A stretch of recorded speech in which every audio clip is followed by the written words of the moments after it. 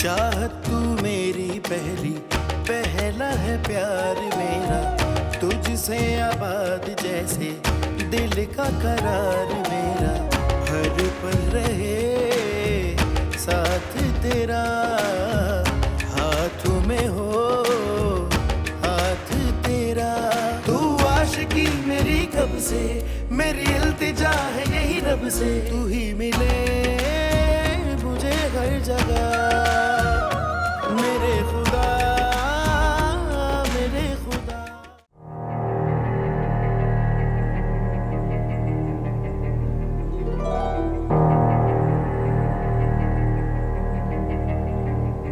اینجوری نمیشه. منظور یعنی باید اینو راضیش کنیم. آره درسته. اگه با محبت نشد میترسونیمش.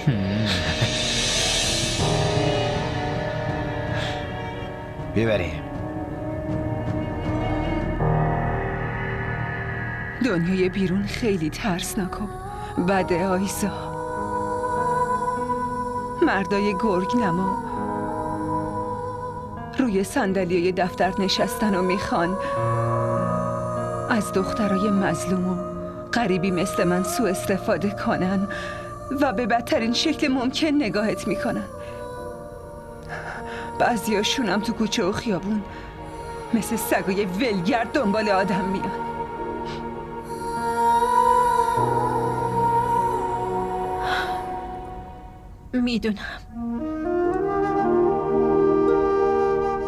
میدونم تو این دنیا مردای خیلی کمی هست که واقعا انسانیت و غیرت داشته باشن.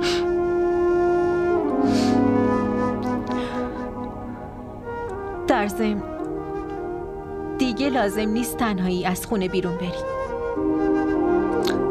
از فردا ماشین بیمارستان میبرتت و میارتت. اما آیزا کافیه. دیگه نمیخوام چیزی بشنوم.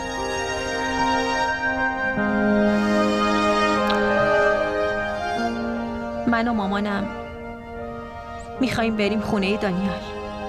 خونه دانیال؟ آره، خیلی ناخوش احواله. تو حالشو نپرسیدی نه؟ درسته؟ به نظرم درست نبود. ویدا، به عنوان یک انسان میپرسیدی ما مسئولیت اخلاقی داریم یا نه؟ و تازه دوستای خیلی خوبی هم شدیم. فراموش کردی؟ اوقات خیلی خوبی هم داشتیم. خب بریم چایی دم کنیم و از این حال در بیاییم. بریم.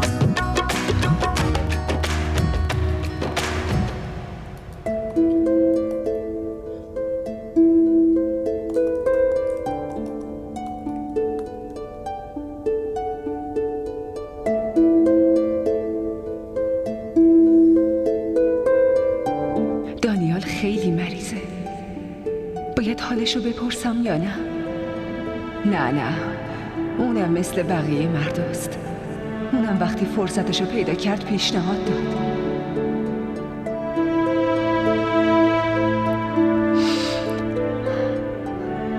ویدا دخترم، از کی اینجا نشستی؟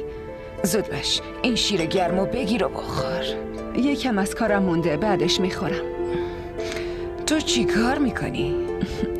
مامان، این یه وبسایت کاریه، معتبرم هست. گفتم اونجا هم رزوممو بفرستم. دخترم چه نیازیه که کار پیدا کنی؟ تو چرا نمیری با آیزا کار کنی؟ مامان لطفاً بذارین دوستی من و آیزا همون دوستی بمونه. من دیگه نمیخوام این حرفای بی خودی تو قبول کنم دخترم. بهتر همینه که با آیزا کار کنی. مامان داری چی کار میکنی؟ یواشتر بابا. مامان یه لحظه جایی نرین، بذارین من ببینم.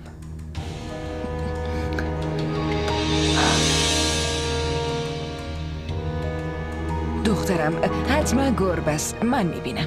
مامان معلومه که یکی اومده. ولی کی میتونه باشه؟ الان چی کار کنیم؟ در بزنیم؟ نه بذار یه خورده این مادر و دختر بترسن. گوشت پیشته ها؟ دخترم به پلیس زنگ بزن. الان پلیس هم یعنی خودشون میدونن که چطور با این دزدا رفتار کنن. گوشیت کجاست؟ الان پلیس هم یعنی اینا رو میبرن. داداش این مادر و دختر زرنگه، اینا دارن ما رو میترسونن. الان زنگ بزن، به پلیس زنگ بزن. الو ایستگاه پلیس. بله خونمون دزد اومده، زودتر بیاین. بله من الان آدرس رو بهتون میدم. داداش این پلیسا بعضی وقتا با یه زنگ میان، باید فرار کنیم. بیا بریم. با تو.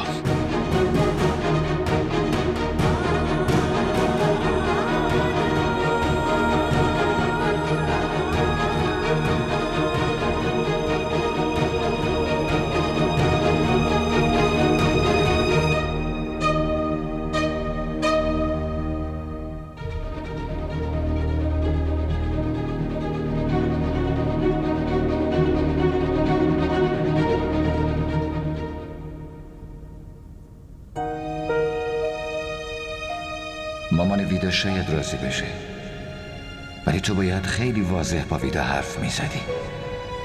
چون ببین این بحث یوم زندگیه، به زور نمیشه کسی رو به این کار وادار کرد. دانیال کی بهتر از من این موضوع میدونه؟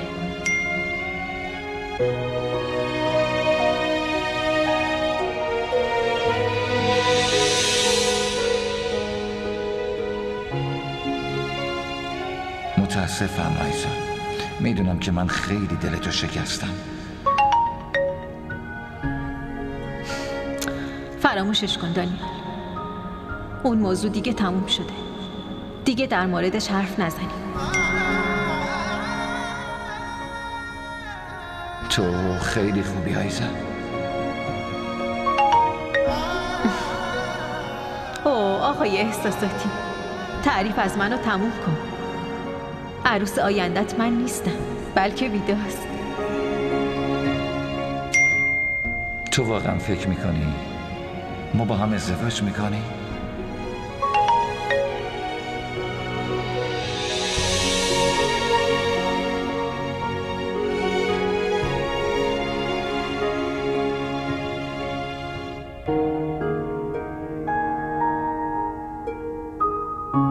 کاملا مطمئنم، چون تو این مسئله مامانم خیلی جدی شده.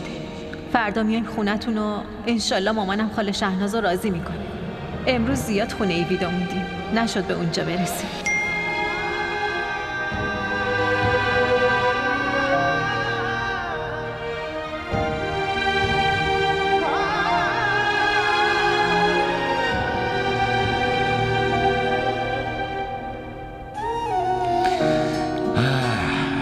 آیزا، نمیدونم چطور ازت تشکر کنم. باور کن از شرمندگی زیاد نمیتونم با عمو و خاله چشم تو چشم بشم. اون دوتا خیلی دل بزرگی دارن.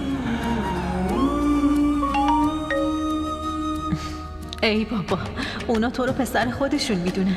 این چه حرفیه میزنی؟ خب دیگه دیر وقت شده، منم خوابم میاد.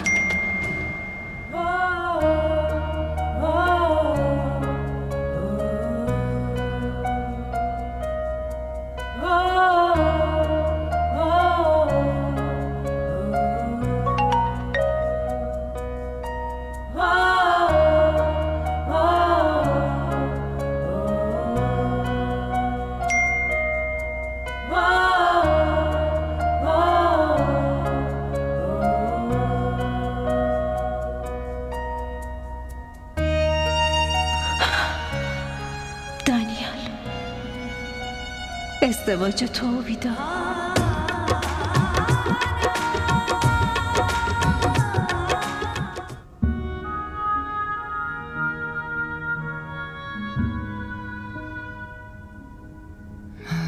وقتی خدا یکی رو حفظ کنه هیچ شری نمیتونه حتی لمسش کنه. اون شر شیطان باشه یا انسان. ولی دیشب یکی تو حیات بود. دخترم، دیشب گذشت. ترس دیشب رو از خودت دور کن. ببین، خورشید طلوع کرده. مامان، بعد تاریکی شب طلوع خورشید چه نعمتیه. اگه بعد تاریکی شب روشنی نبود چی کار میکردیم؟ بعد از شب شدن روز خدا خیلی نشونه ها گذاشته. درست مثل راحتی که بعد از درد میاد، یا بعد از یه غم شدید صبر، و بعد از صبر خوشحالی.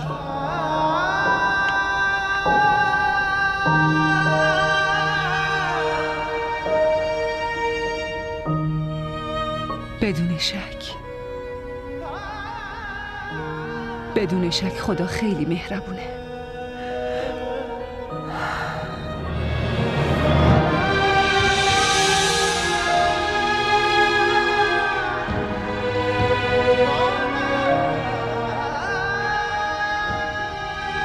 این کارتون درست نیست. صبح با من برنامه ریزی کردین، الانم منصرف شدین؟ نه آیزم، منصرف نشدم، ولی مجبورم. تو که میدونی در روز چند تا عمل دارم، همه ی عملام بسیار مهمه، نمیتونم اونا رو ول کنم. لطفاً درک کن. آیزا دخترم، داداشتو درک کن. فهمیدم مامان، امروزم نمیرین. شماها برین، من قول میدم حتما بعدم بیام. خب پس یه کار دیگه کنین، لطفاً یه سر به خونه ویدا بزنین. نه بابا، من تنها اونجا نمیرم، اینجوری خونه اونا رفتن درست نیست. راست میگی پسرم، اونا تنهان و محلشونم خیلی عجیب غریبه، آدمای عجیبی هستن. ولی پسرم بازم سر راه یه سر به خونهشون بزن. خب من دیگه واقعا داره دیرم میشه، شما هم داره دیرتون میشه، پس من میرم.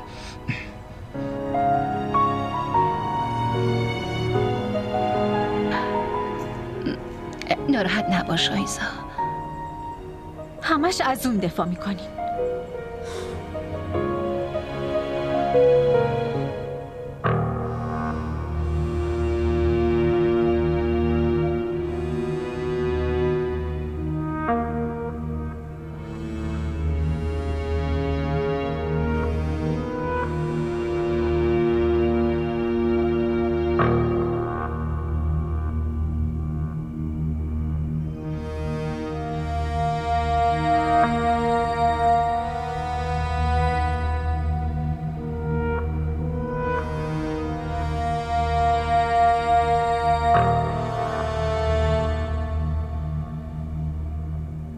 پس دلتونم درمان کنید. تلاشمو که میکنم. خودت خوب میدونی درمان دل دست یه دکتر نیست، بلکه دست زمونه هستم. ولی تلاشمو میکنم. یعنی درمان دل پسر من کیه؟ اون دختر ویدا؟ یک بیوه؟ نه نه نه نه نه. مردم چی میگن؟ اما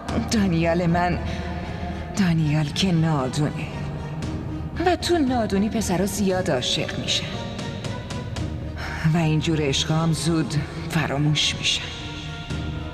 شک ندارم که زمان این درد عشقو درمان میکنه. آره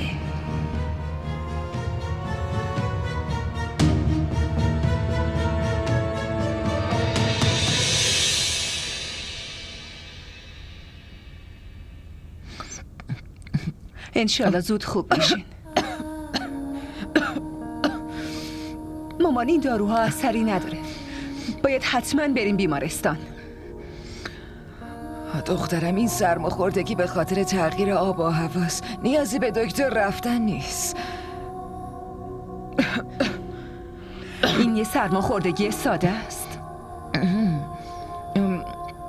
تو یه کاری کن، یه دمنوش با عسل برام درست کن و بیار خوب بشم.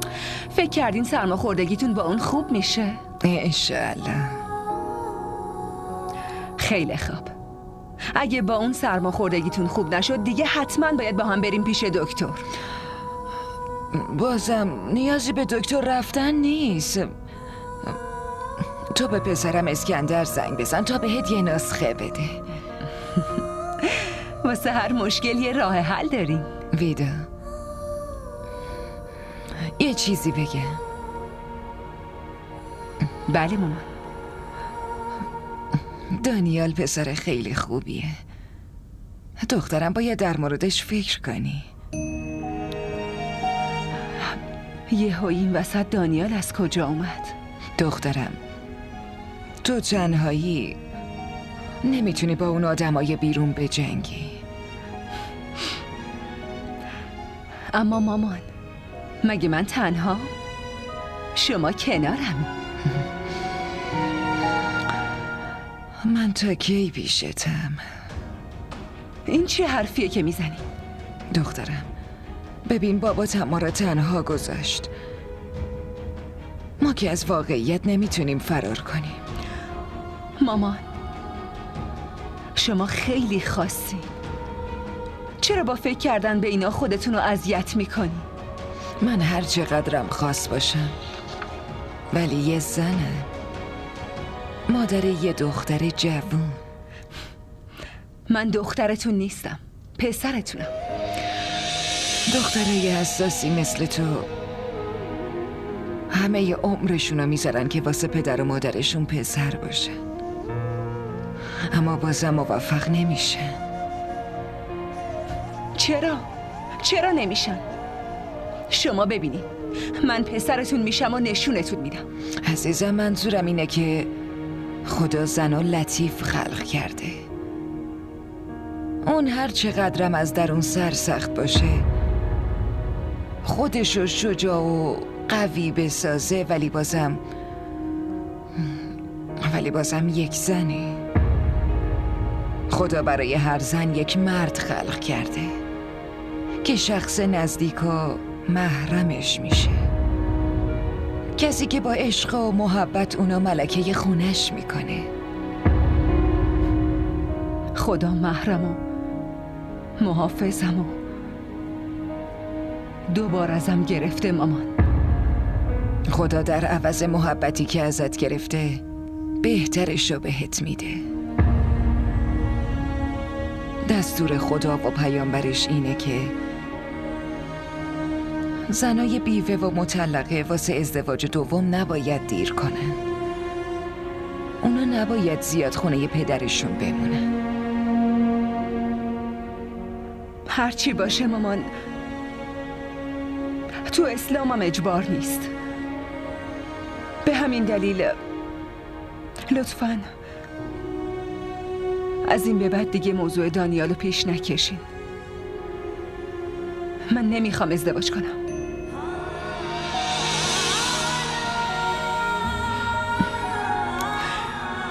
میرم براتون دمنوش درست کنم.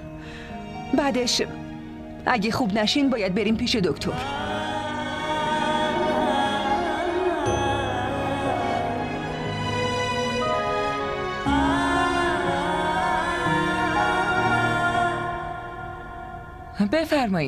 بفرمایید. خیلی خوش اومد. ممنون شهناز جون.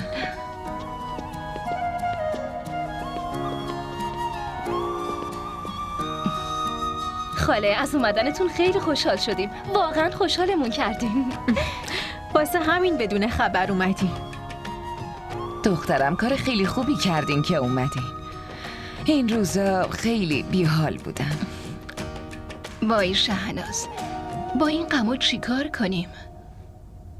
به نظرم تا وقتی بچهای جوونمون سر و سامون نگیرن دل ما آروم نمیگیره. راست میگی. خانم جان، غذا حاضره. میزو بچینم. غذا رو بکشن آره؟ نه شهناز، بعداً میخوریم. فعلا باید یه حرف خیلی ضروری دارم. باشه رحیم بابا، غذا رو دیرتر میخوریم. بهتون میگم. چشم خانم جان.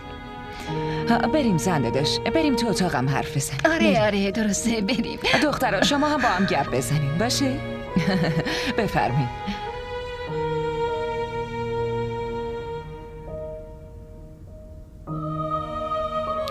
آیزا تو با داداش حرف بزن، من الان میام پیشتون. آها حتما.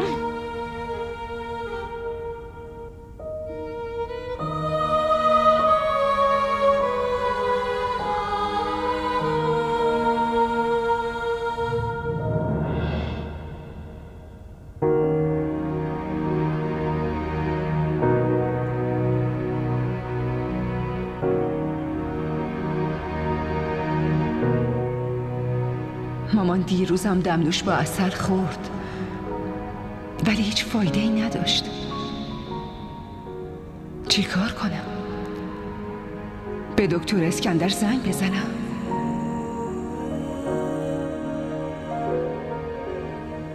زنگ میزنم.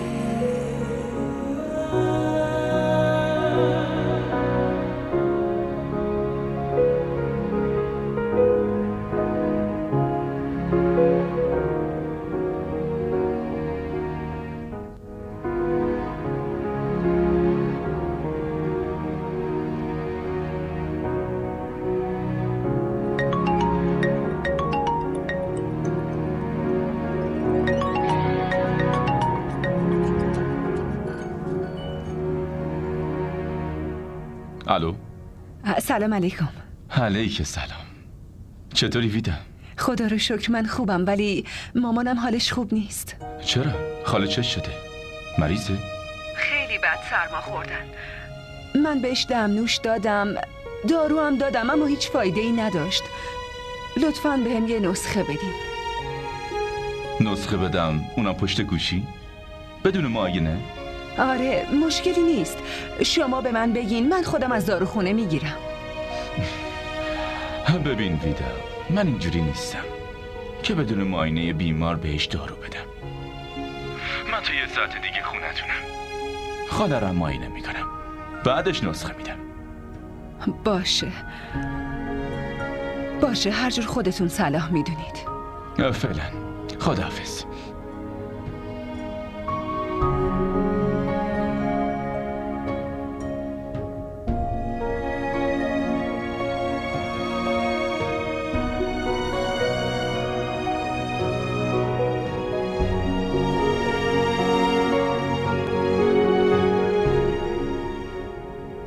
یه نفس عمیق بکشین. یه نفس دیگه. مامانم خوبه. آره حالشون خوبه، جای نگرانی نیست. یکم مشکل تنفسی دارن، باید با دستگاه نفس بکشه. الان میرم از اتاق دستگاهشو بیارم. نه بهش نیازی نیست. میبرمشون بیمارستان، اونجا بهشون میرسن. بیمارستان؟ نه نمیخوام برم بیمارستان. هر درمانی میکنین تو خونه باشه. خاله باید بریم بیمارستان. من از روز اول بهشون گفتم که بریم پیش دکتر ولی مامانم لش کرد و بهم گوش نکرد. دوست داره که مریض باشه. خاله دیگه به حرفتون گوش نمیدیم، باید با همون بیاین. مامان لطفاً پاشین، لباساتون رو عوض کنین که بریم بیمارستان. هیچی نمیشه. نمیخوام لباس عوض کنم، شالمو بیاره همین جوری میام. الان میارمش تو اتاقه.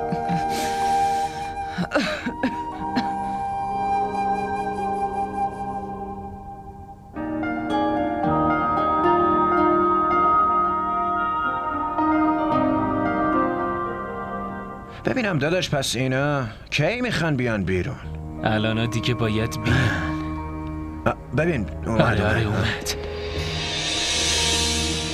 به ظاهر مادر و دختر خیلی شریف به نظر میان ولی از وقتی مرد خونشون فوت کرده خیلی آزاد شدن. آره منم چند روزیه میبینم آدمای غریبه شروع به رفت آمد کردن.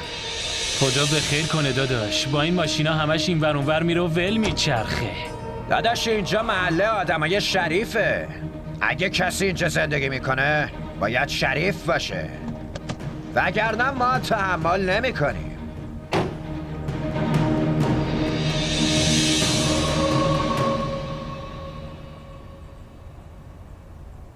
من مطمئنم که مامانم به این راحتی ها راضی نمیشه. تو چرا همیشه اینقدر ناامید هستی؟ چرا اعتماد نداری که عشقت قراره انشالله شریک زندگیت بشه و کنارت باشه؟ چطوری تو اینقدر با اطمینان حرف میزنی؟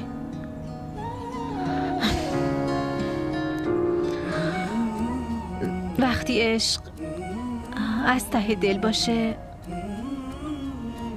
به دعا تبدیل میشه. دعایی که خدا ردش نمیکنه، چون که خدا خودش یه عاشقه. نمیدونم چی کار کردم که تاوانشو تا امروز دارم پس میدم. دانیال، اصلا نیاز نیست که از من خجالت بکشی، چون من اینو خیلی خوب میدونم که عشق تو سرنوشت آدم هست.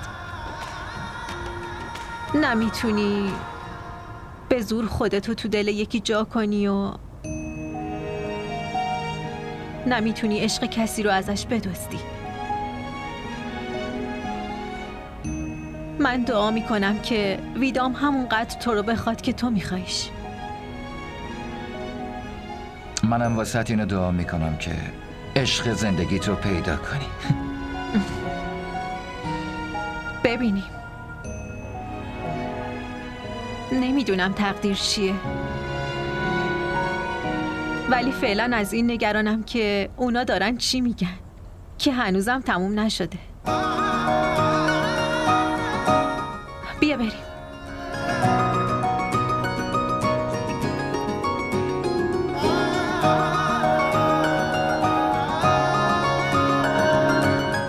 ببین شهناز، عقد با زن بیوه زیباترین دستور پیامبرمونه. پیامبر خودش اولین عقدش رو با حضرت خدیجه کرد. این خودش بهترین مثاله. مامان جان، خواهشاً یه بار به حرفای خاله نفیسه دقت کنین. کاش مثل ایشون فکر کنین. رافه دخترم، تو که میدونی بعدش فامیلامون آشناهامون نمیذارن راحت زندگی کنیم. وا مامان، چطور برای فامیلتون وقتی یه دختر کم سن و سال عروس یه مرد بزرگ میشه یا یه پیرمرد ازدواج میکنه هیچ عیبی نداره، ولی وقتی پسر فامیل خودمون با یه زن بیوه یا مطلقه ازدواج کنه فامیلا نمیذارن راحت زندگی کنه؟ این چه فامیلیه دیگه؟ شهناز، ما به جای فکر کردن به آشنا و فامیل باید خوشحالی بچه هامون رو ببینیم. باید خدا رو در نظر بگیریم. خدا رو 1000 بار شکر که بچه های ما عاقل و فهمیدن و اینا دارن ما رو میفهمونن. طرز فکر منم تا چند وقت پیش مثل تو بود، اما آیزا و اسکندر با حرفای قانع کنندشون منو تغییر دادن. حالا منم مثل بچه هم فکر میکنم. در ضمن در رابطه با این مسئله آیزا راضیم کرد که بیام. چی؟ آیزا؟ آره شهناز، اون آیزایی که خودش با جون و دل دانیالو میخواست. ببین چقدر قلبش بزرگی که خودشو قانع کرد و حالا اجازه داد که دانیال با ویدا باشه. منظورم اینه که وقتی آیزا میتونه از عشقش بگذره و اونو 2 دستی به ویدا تقدیم کنه، تو که دیگه مادر دانیالی باید خیلی بیشتر به فکر خوشحالیشون باشی. اما زن داداش، اونا فقط 2 زن تنها هستن. حتی فک و فامیلشون هم معلوم نیست. تو خانوادهشون هم حتی یه مردم نیست. مامان جان، آخه چه فرقی میکنه؟ یه چیزی بهت بگم، این دختر ویدا از همون بار اول به دلم نشست. میخواستم اونو واسه اسکندر خواستگاری کنم. یعنی زن داداش شما فوراً تصمیم گرفتین؟ یعنی شما بیوه بودنش رو در نظر؟ بیوه شدن اون خواست خدا بود شهناز. خوبی اون دختر به سادگی و مظلومیتشه. راست میگم، اگه به فکر خوشحالی دانیال نبودم از اینجا مستقیم میرفتم خونه‌شون و ویدا رو عروسم میکردم و خونه خودم میبردم.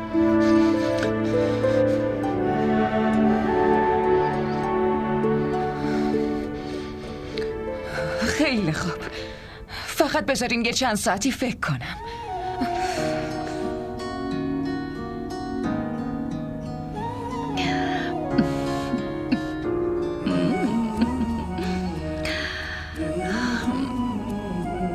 ببین ویدا، متاسفانه خاله عفونت شدید ریوی داره و باید 2-3 روزی بیمارستان باشه. تو نگران نشو، فقط مواظبش باش. باشه؟ عفونت ریوی؟ مامان. ویدا به من گوش بده. خودت اینطوری نگران شدی، پس که مراقب خاله باشی. این بیمارستان اونقدرام خطرناک نیست، تازه خیلی هم زود درمان میشه. حتی نیاز نیست به خاله چیزی بگی. من نمیخوام در کنار بیمار بودنش نگران چیزی باشه. متوجه شدی؟ ویدا. آفرین دختر خوب، حواست بهش باشه. برمیگردم.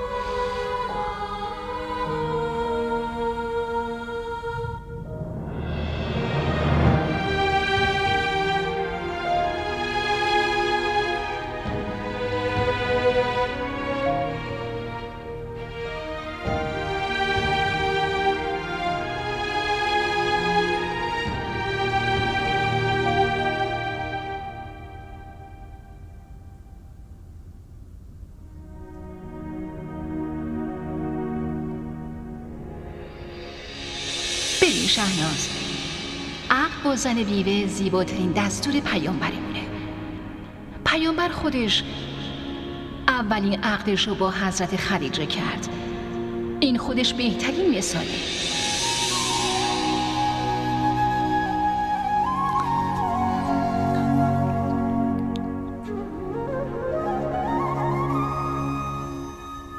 بیوه شدن اون خواست خدا بود شهناز. خوبی اون دختر به سادگی و مظلومیتشه. راست میگم، اگه به فکر خوشحالی دانیال نبودم از اینجا مستقیم میرفتم خونه‌شون و ویدا رو عروسم میکردم و خونه خودم میبردم.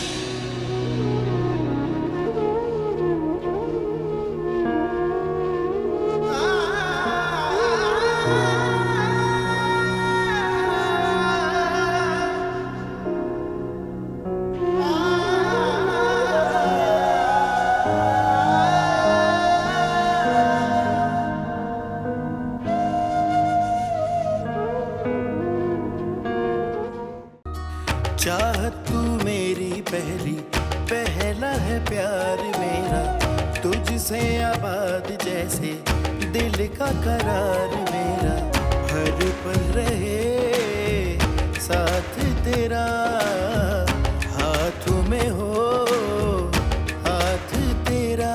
तू आशिकी मेरी कब से, मेरी इल्तिजा है यही रब से, तू ही मिले